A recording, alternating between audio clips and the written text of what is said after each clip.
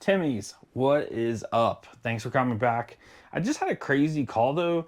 My stepsister told me that her boyfriend hasn't been hanging out with her because he's been working on a fort of turtle boxes.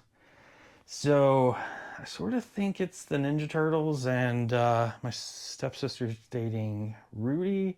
But either way, so someone's got to check on all these big YouTubers right now. They're not doing well. There's piles and piles of TMNT cases. But in all seriousness, thanks so much for coming back. I do appreciate the feedback. We're gonna keep improving the content. The cards are gonna get better. The money's gonna keep rolling in. Today we actually had actually it's a little bit slow day. I gotta do more work, but we had about 20 sales. So this part's not gonna be incredibly insane, but profit margins were 100%, if not more, which I'll explain in a second. But we had a few things hit. A couple of these are already packed, so it's kind of hard to see. I have this in the actual sleeve. The Yamper is what we'll talk about. But a lot of this is just like good playable bulk. This is the only card I bought over $1. Was the Death and Deathless old school foil, and then all the magic. We got some cool stuff in here though. And we got into Bloomborough. But what's interesting, this Pokemon, this is all 2022. It's not even bulk. It's actual battle decks. So I got these battle decks in order to be able to pre-order Journey Together basically at maybe slightly above MSRP or at MSRP. So technically, if I would have just burned all of it, I would have still made money adding its costs up with Journey Together. But it's actually done pretty well. It hasn't sold through nearly all of it. I keep it in this drawer in the closet, but it was a full 4-row. So I think it was 36 boxes total. They came with VMAXs, so we've sold basically all of those. Just got a couple left there. But yeah, the bulk just kind of adds a couple bucks every week. All right, next thing, we're hustling. We gotta get to this card show. So I got everything laid out. What we're gonna look at is all kinds of good stuff. We have all the packs. By all the packs, we have 3 of these lunch boxes. And you ask, why are they in lunch boxes? That's what came with the set. So I was opening up miscellaneous 10s, Pokeballs, lunch boxes, things of that nature. Similar to the way we did like that bundle deal, stores that need to keep their inventory up sometimes will just have a lot of product, but it's not the good product that you can ship. It's not the product that's gonna skyrocket in value necessarily. It's more like breakdown costs for packs. But I paid $7.20 for everything. We've sat on it about 3 months. We can look at kind of our numbers here, but we're looking at 40 mega packs, 50 DR, 42 Journey Together, 6 Surging Sparks, 4 Rebel Clash. The 4 Rebel Clash have just been in the closet forever, so we're just gonna kind of move those with those. But I'm gonna try to get 900. Would be about 86%. I've already gotten like 25 bucks from a friend. So after we do the sale, if it's closer to 80%, we're gonna be looking more like 27, 28% return for holding this. Call it 3 months. Now, so that's the game plan, but this does bring us to a very important part of the video. I do have to be crystal clear. I did not punch anyone for this. This came from a store. I don't wait in line. That type of scalping is definitely not something we'll really talk about on this channel, probably ever. Mostly because I don't agree with it. I think once things make it to like a retail shelves, it's up to the retail store to kind of distribute it. So I'm not a big fan of the people that are waiting in line for things. But if there's other inefficiencies that's not going to directly impact or hurt other people, I'm all for taking advantage of it.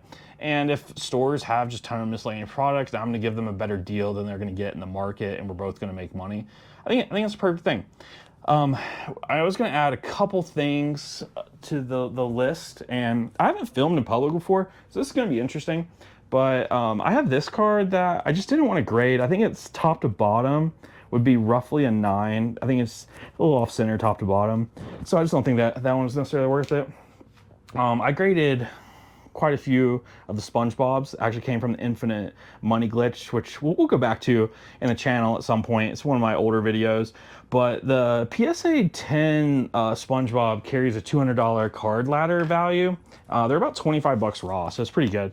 And I just had this, I got a good deal on like 3 or 4 years ago. It's a Misty from 2019, Japanese. I got a good deal on it, so we're gonna just kind of try to flip that, get some cash rolling in. Because like I said, we got a case of foundations coming in that I spent $720 on. So if we can roll like a 28 to 30% gain into another product that I'm about to get 28 to 30% on, in a 4 to 5 month window, hitting that twice is pretty good. And then after that, we have TMNT that we talked about at the beginning of the video. I got a case of collectors and just an assortment, some of the other products. So I didn't go incredibly hard, but still spent about $3 grand. So we want to kind of get our liquidity up. Don't want to have anything on credit cards.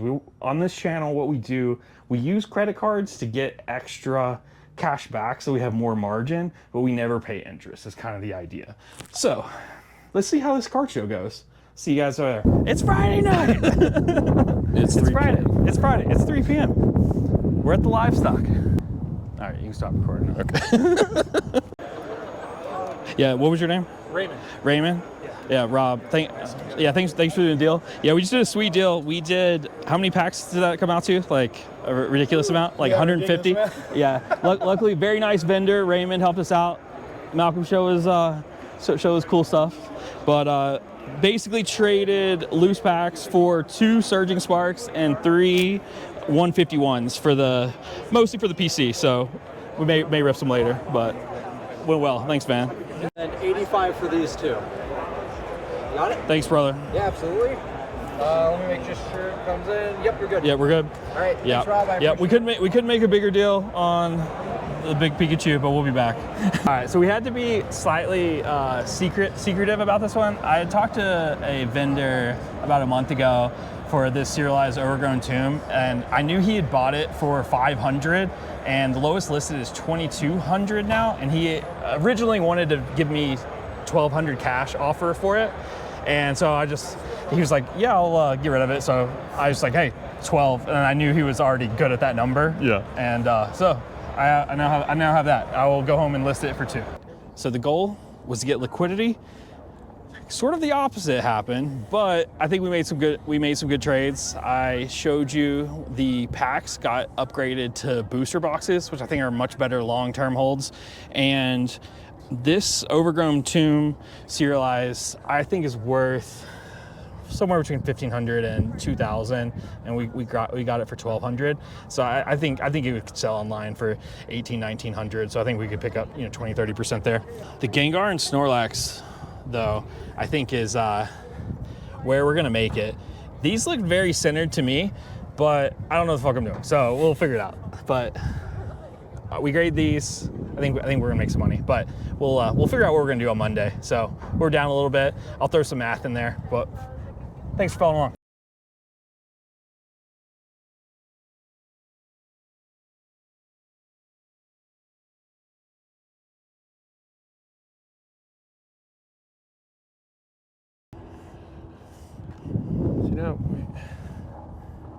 I don't know what I'm doing. Well, you're gonna have some fun unfucking this these recordings.